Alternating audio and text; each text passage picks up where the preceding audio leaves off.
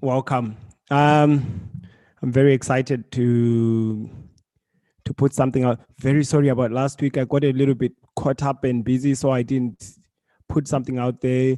But I'm gonna put something probably, over the weekend. I'll put something else, to make up for the fact that I didn't put anything out last week. So I'm gonna do something definitely next week, or before the week is over. I'm gonna do something else. Yeah. So right now, today we are doing the history of money. So I'm really, really looking forward um, I'm really looking forward to how you guys are going to respond to this. I'm just going to put something here on Facebook. I don't have a catchy title. I need a catchy title, but I don't have one. Uh, I'll just say history of money. I'll just say where I'll say the root of money. Yeah, the root of money. The root of money. Yeah. No, that's boring, right? It's all boring. It all sounds very boring.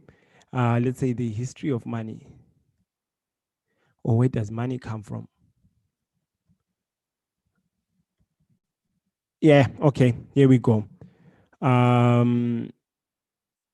Yeah. So I'm gonna post it as it is, right? Where does money come from? Maybe I should put a question mark. What do you think about that, guys? Yeah. Let's put a question mark and then let's get busy. Okay. All right. All right. All right.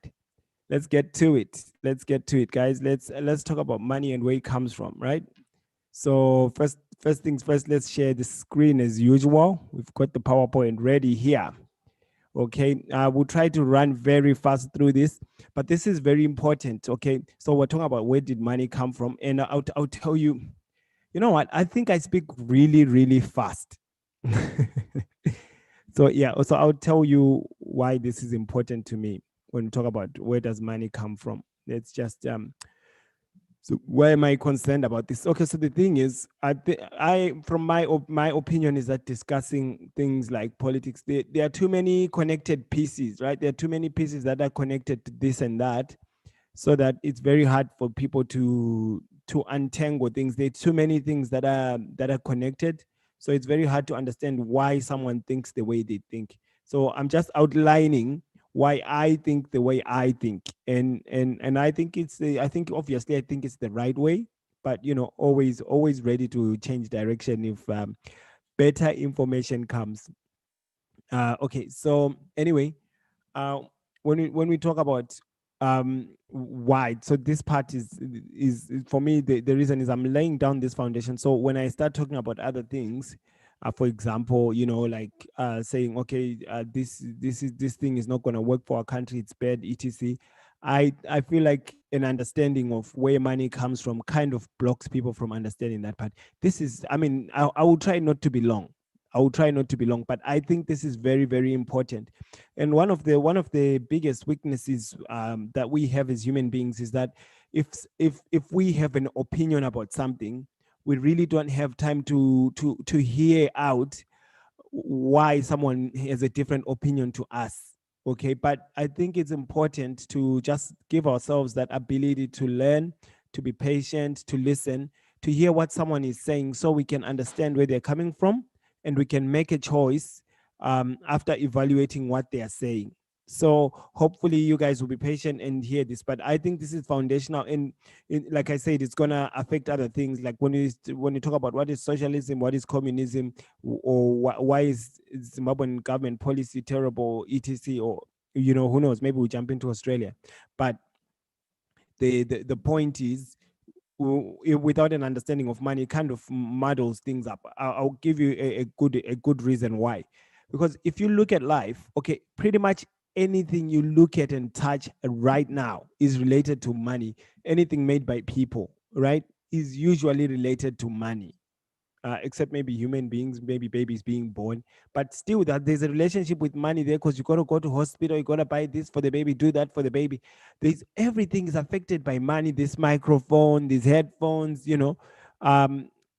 everything that's in this house where I'm sitting, there's money involved. So without a clear understanding of what money is and where money comes from, I feel like you're kind of missing out on a big part of life, right? So I think that And I think it also affects how we evaluate what our governments do. So yeah, I think it's very important to know what money is and where it comes from, because it actually affects other things at the end. When we start discussing other things, it may look like, oh, this guy is not thinking about this, is not thinking about this. But for me, this is where I begin. I begin where money began, and I work my way up. And then I can be able to say, okay, so this is where that came from. So to fix this, we need to do this.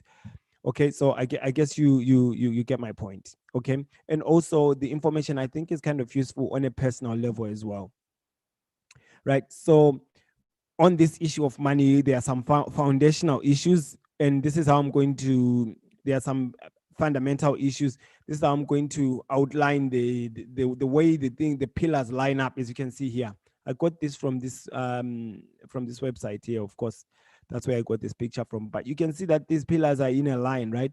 So I'm going to line up ideas, and this is actually the way money developed as well, and where we are. But there are also the pillars of understanding what money is and what money isn't. Okay, but for now, society. So the first thing to understand is what society is. Society is just people living together, right? And I'm going to try and rush. And then when people are living together, you have such a thing as division of labor. People are different in what they are good at, right? So we're going to get into that, and then that leads to trade, and then it leads to the rise of money. Okay, and then it leads to means or minting, and then that leads to that, and then that.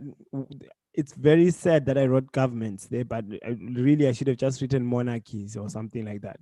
But anyway, governments, that's okay. And then that leads us to banks, and then that leads us to fiat currencies and digital currencies. It's not really that governments lead us to banks, but governments and banks are kind of together. And then we got fiat currencies, and then that leads us into digital currencies, right?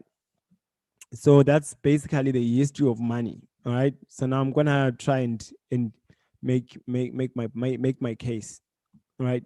So in the beginning, not in the beginning, but in the beginning of the as far back as we can go in history of human beings, we see that human beings have always traded things. But at the beginning, people did not trade using money. Okay, people would just maybe bring shoes and exchange shoes for shirts or clothes, something like that. Maybe exchange animals, maybe dogs for cats, or simple things like that. Maybe maize for, what is maize? Corn. Okay, maybe people will exchange corn for beans or something like that. So it was just people saying, okay, look, I have this thing, do you want that? And then if both of you want what the other person has, then you exchange. Okay, that's what barter trade was, which is basically exchange without using another medium. Just direct exchange. You get what you want, the other person gets what they wanted, and you're satisfied. You're not going to try and change that thing into something else. But the problem with this is sometimes, especially when there's a huge division of labor, because exchange really comes from the fact that people can't do the same thing all the time, and people can't make everything at the same time. So you maybe you can be able to plant flowers and and plant a nice veggie patch, but you're not going to be able to plant a nice veggie patch. You're not going a garden in Zimbabwe. That's a garden, right? You're not going to be able to plant a nice garden, and you're not going to be able to plant a nice garden and also build houses and also go take care of cattle, etc. Someone else has to be good at those things. That's the division of labor. And that leads to people to wanting to trade. I will do this for you if you do this for me. I will give you this if you give that to me. Okay, that's the way. So that's the first things we see when we look into the past, right? And then because of that, it came out that people started to value certain things more than others, and those things were basically um, precious metals and strong metals, right? So because those things were rare and difficult to find, but also many people wanted them. Okay, for different reasons, for whatever reason that people wanted those dug up minerals for different reasons, right? so maybe to display wealth, maybe to build something, maybe just to look beautiful. People wanted those commodities, right? So those things started to become more popular. Like everyone was always looking for that stuff, right? Everyone was always looking for the gold, looking for the silver in the barter trade industry, right? System, right? Everyone is just trading things, but everyone seems to be happy to accept silver or gold, or sometimes in other cultures you find maybe it's heads or something like that. But it becomes this one thing that everyone is interested in, right? Because it has so much value to everyone in the society. It can give you the ability to get other things.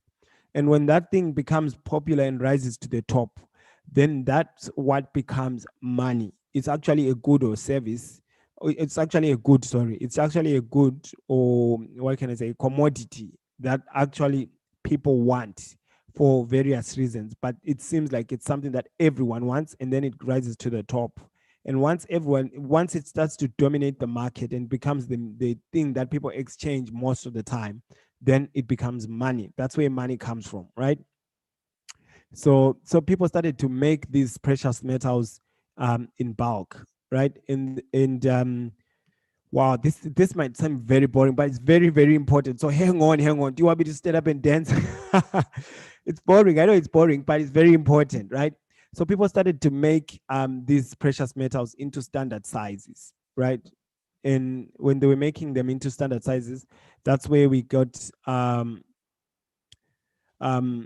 that's where we started getting money. That's where we start getting what we call money, because people started making these things into standard sizes, these commodities into standard sizes. So if you actually go back into history, whatever country, except for for these new countries like South Sudan, right? Um, if you go back into the history of countries or of money, you'll find that money is always an actual commodity. It's either gold or it's silver or you've got copper, you know. And even the names of money, if you look at the history of the names of money, it's always denoting a certain unit of of silver or gold or something like that. So if you go into coin shops, if you go into a bank, if they have a museum, ask to see their coins, ask to see their old coins, ask to see their old money. It's always at the bottom of it, it's always actual commodities, right? So this is what money was. So now how did we get to paper money? Because that's obviously that's not that's not a commodity. That's just a paper that's printed and things are written on this thing, on this paper. That's not real money. That's not a commodity. So how did we get here? So the way we got here is you had people who were willing to keep other people's coins and money safely for them, right? So they would say, okay, you give me your silver coins, I'll keep them for you, and you pay me one silver coin a month, and I'll make sure that your 50,000 pieces of silver are safe here with me. Okay. And that's how we get banks. Those were places where people could safely store their money, right?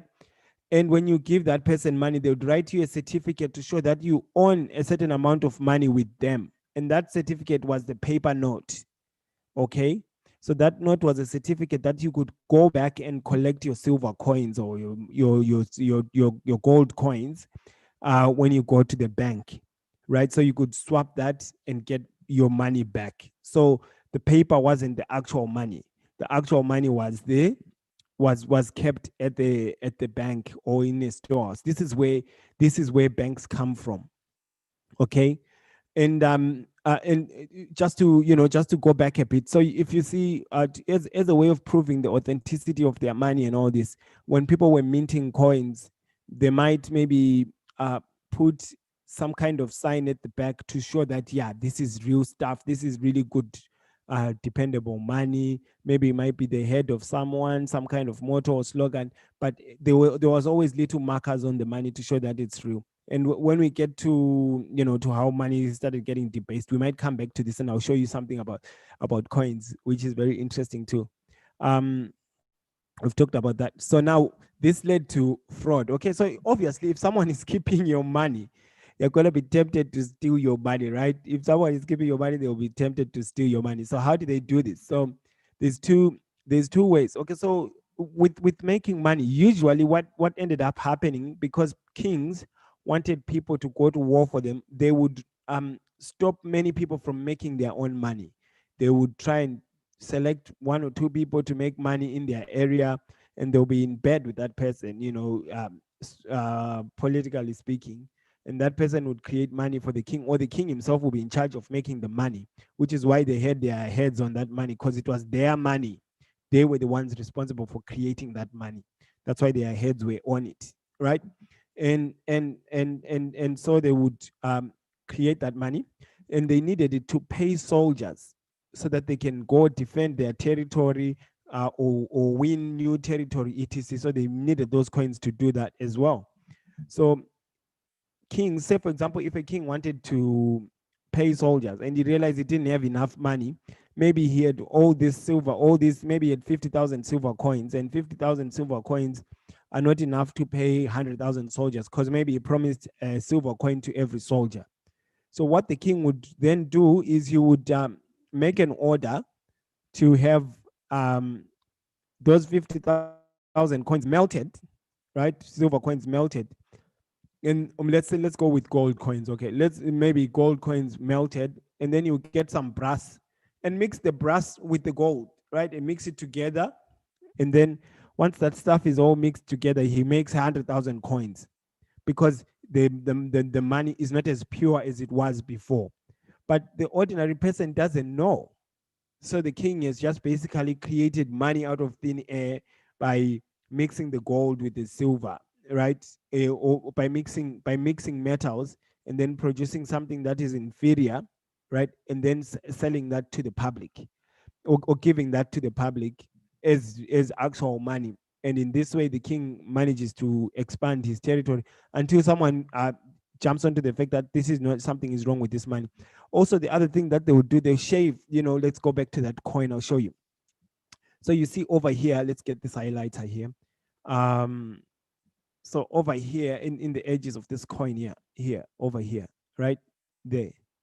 Um, so if you look at the edges of most coins, you see there's little lines across it, like little small lines, usually like the very tiny, tiny, tiny lines.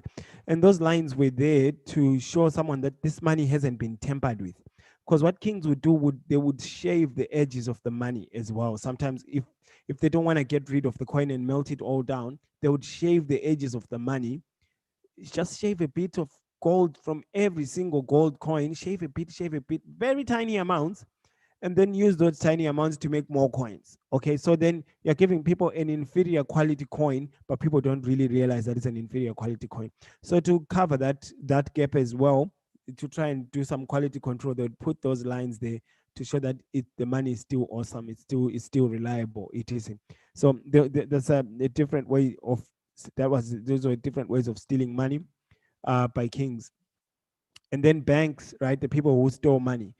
How did they steal money? So if you went to the bank, and if you owned a bank and you wanted some more, you wanted to go buy something, but you actually didn't have money, you could literally just write down a note and say, create your own certificate of ownership and use your certificate of ownership to go and pay something else. It all looks authentic and whatever, right? And you go and pay, but there's actually no money to back up. Maybe it's written $2, but there's no $2 coins. There's no two silver coins in your bank account. You just created it. So when someone comes to the bank, if everyone comes to collect their money, they would realize there's no money. So banks would then be stealing money by creating papers or certificates of ownership when they actually don't own anything to back up that paper that they've created. Now, the problem with this thing is usually, like I've said, the worst combination was the kings and the banks were usually together in bed, right?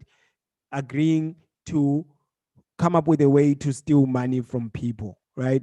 So if someone comes and buys something from you with a $2 note when there's actually nothing at the bank, that means they've just given you a paper and they've gotten actual goods and services for your paper, right? So you think you've got two silver coins, but there's no silver coins at the bank, and you've already given away your cow for this paper, right? So that's sort of like that's stealing. That's those are two different ways of stealing. So you've got the two ways of stealing: inflation or debasement of the money, which is what I told you about, mixing coins and metals, and mixing metals, and then also inflation, which is creating money out of thin air, basically. You know, and yeah, and all this lending fraud, where the bank is just creating money out of thin air and giving it out, right? So this after all this stuff failed, after all this had become popular, right? Paper money became very popular, and during, especially, when did kings usually do this? Kings and governments, when did they usually do the stealing of money and lying about money? It was usually during wars, right? So at the end of the Second World War, the countries that had been to war all came together and made an agreement. It was called the Bretton Woods Agreement, where all the other currencies in the world were going to be pegged to the US dollar, right? Because the US dollar was said to be actually backed by real gold, right? So there was a specific rate for the US dollar against the gold, right? And they created some banks. This is where we've got our IMF and the World Bank. This is where they came from. But basically the agreement was, okay, so if you've got a US dollar, you can go to the US government and you can get some gold for your US dollar. So the whole world was supposed to use the US dollar. So this gave the US government, a lot of power, like to create money out of thin air and get goods and services for nothing, like I was explaining there. And so when people started catching on to this and started going to the banks and claiming money with this paper that had nothing behind it, Comrade Nixon, Richard Nixon, the president of the USA, said, no, we are not giving people gold back for their notes anymore, because he realized that we're not going to be able to match this. The fraud will be caught. So the Bretton Woods Agreement kind of broke down at that time. So since that time, we're living on fake money, right? So governments are now free to make money. We're now free to make their currencies get pegged to whatever thing they wanted, whether they are commodities or other currencies, or just the value of their currencies being floating on its own in the market.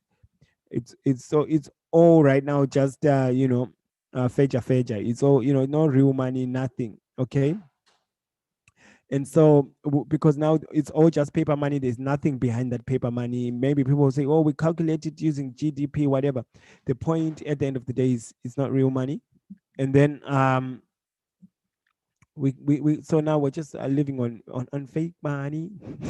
That PIG song, fake money. So I don't understand why my child is coming in the middle of an important conversation here. Okay, just excuse me while I make something for my baby. Hlala ngale ngikufakele upause, ngifakele amabhuku. And I'm so sorry, guys. Anyway. No.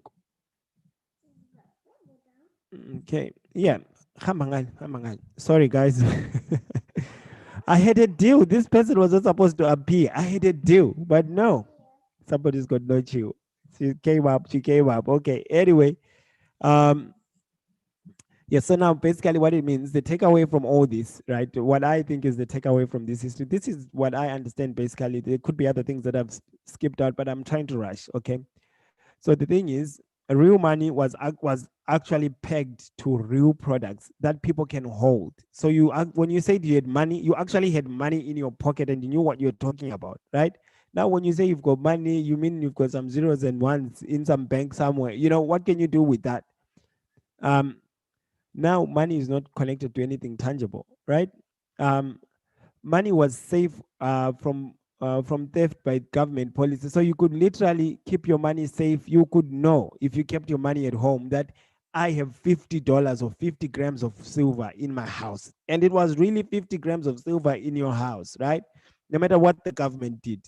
But now, because your money is actually just fiat money, if the government inflates the money, it actually affects your savings. If the government creates money from nowhere, it means that your money has also been stolen, right? Because now whatever money you have is actually just government policy. That's all it is. It's just government policy, right? At least that's my opinion. Look, let me know if there's something else that I'm skipping out here. Now, okay, so I think maybe someone might say, okay, so what's your sources, Tony? What's your sources, right? So I don't know why do you think I'm lying? Would I lie to you? I wouldn't lie. I'm not the type of person that tells lies. Not me. Not me. I would never lie. Look at me. I love my people. I love my people. I would never lie to them. Of course, of course, of course. Look, I think if I was to tell you like really quickly, I think I'm a child of the Mises Institute, right? I really, when it comes to economics and money, I'm a child of the Mises Institute, right? So you can just go www.mises.org. There's all a lot of information there. Maybe it's wrong, okay? But so far from all the other things that I've listened to and weighed, to me, it seems like it's pretty solid. And then when it comes to other things about the history of money, if you go on the World Economic Forum website, let me see if I can find it here. I'll stop this screen share and I'll see if I can find the World Economic Forum, and I'll share that with you, and I'll show you my other sources, you know. Um, right. So I'll share, I'm sorry about that. Okay. So what's this one? What's this? This website here. Okay, a history of South Africa's currency. This is businesstech.co.za. Okay, so that's there. That's one source there you can see. It will tell you what the South African rand was. Okay, a brief history of South African's rand. This was established in 1961. It used to be called the Kruger rand. I've actually seen the Kruger rand. I think it was 92% pure gold or something like that. It's crazy. Anyway, and when you touch it, you can feel it. Yeah, it's pretty good. Anyway, that's one source. I'll show you another one. Um, let me see if I can find another one here. Is that it? No. Let's see. Maybe it's this one. Okay, yeah. Oh, that's just me, guys. Let's see if we can find. Yeah, there we are. So here you've got Corporation Finances Institute. What is the United States dollar? It will tell you what the US dollar was. And oh, come on. Where am I? So it will tell you what the US dollar was, and where it came from. Talking about the Mexican dollar and all that. So you see all that stuff there. Um, wait, resume my screen share. Yeah. So yeah, it will tell you about all those, the history of the US dollar, and where it came from, and the current dollar notes, etc. So it's a good place. You can look at that. And then Investopedia will tell you about the Bretton Woods Agreement. So pretty much, you could Google this. There's really no other story here. Maybe, just if there is, just let me know. A brief history. So this is the World Economic Forum. A brief history of the pound. And it goes very far. I think it's like over 2,000 years old. That money, who knows? Very old.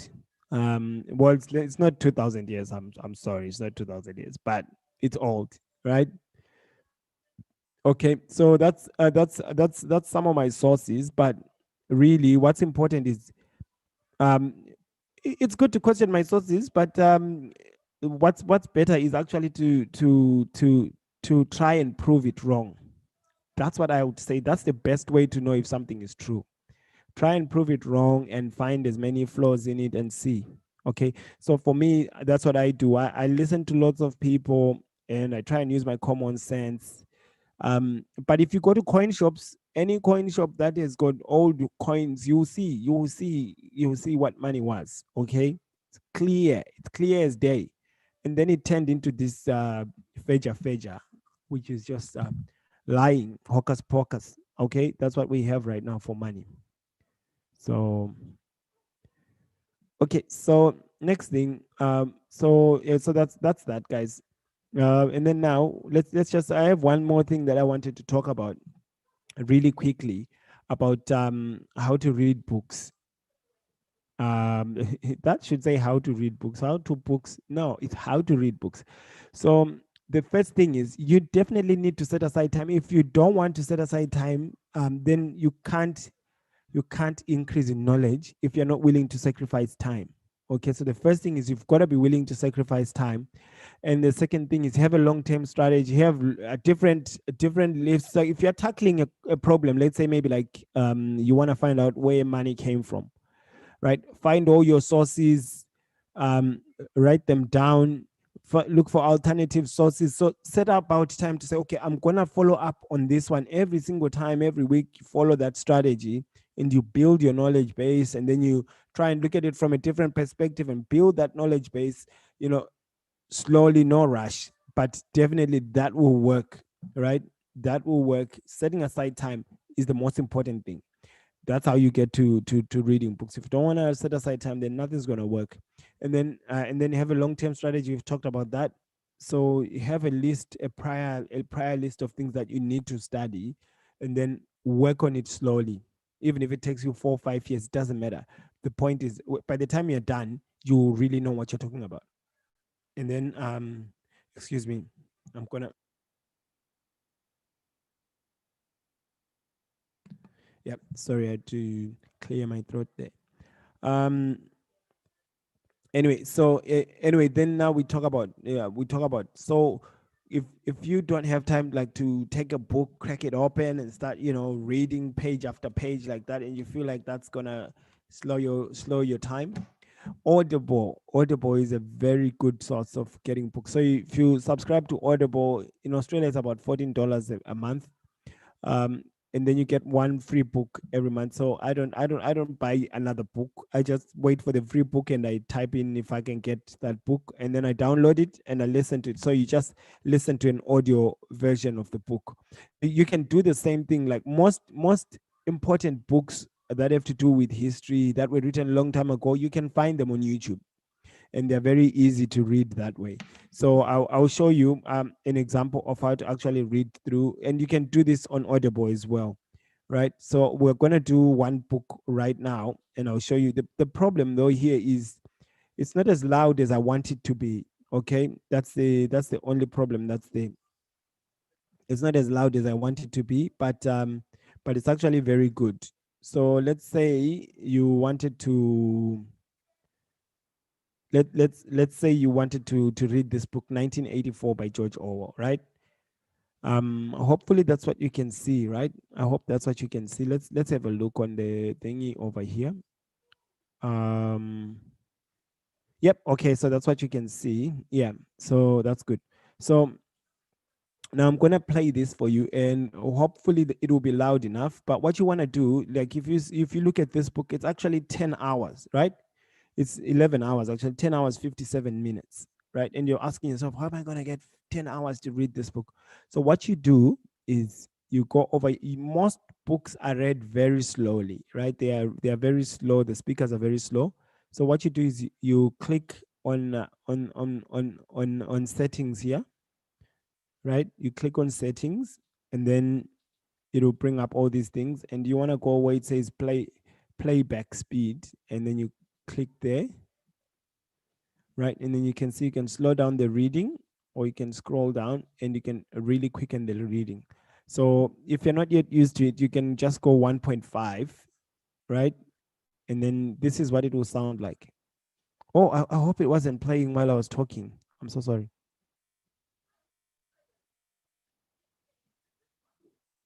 I hope you can hear that. Okay. Oh, okay. Let's. This is where we're stuffing up. Okay, so we come over here, right? I'm so sorry about that. So we want to come over here and we want to say this, and let's first of all go to this one and stop this one from making noise and come over here, right? Hopefully this will work. I beg your pardon, guys. That was terrible. Is that loud enough for you? Let's see. I hope you can hear. The lights glaring in your eyes, the ring of hard faces round the bed. In the vast majority of cases, there was no trial, no report of the arrest. People simply disappeared, always during the night. Your name was removed from the registers. Every record of everything you had ever done was wiped out. Your one-time existence was denied and then forgotten. You were abolished, annihilated, vaporized, was the usual word. Okay. Yeah. So you. Yeah, I hope you heard that. I hope you heard that. But it's just simple. You just do it that way, and then you just double the speed of your reading, and you should be fine.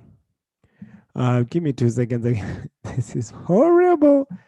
This is horrible. Okay, es horrible. Okay, so there you go. Sorry, my wife, my daughter came and she contributed again. So you see, He began writing in a hurried, untidy scrawl. They'll shoot me.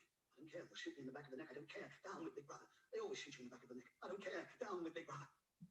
anyway, yeah, but the point is, if you speed up the reading, you can actually hear what they're saying, but the reading time for the book will be less. So what you will need is just your phone and these babies here, your earphones. When you're driving to work, when you're just washing your dishes or something like that, you pop the book in and you listen to it. You'll find that you'll be able to read it and get to the end of it really well. So that's my pitch to you guys. I think that we need to find as many different ways to read books as we can, so that we can actually contribute to discussions in an intelligent manner. So now we'll just go back to our slide and say thank you, and that will be that there. Okay, so yeah, there we are, guys. That's it. Thank you very much. Hopefully we'll see us next time. Yep, thank you. So let's just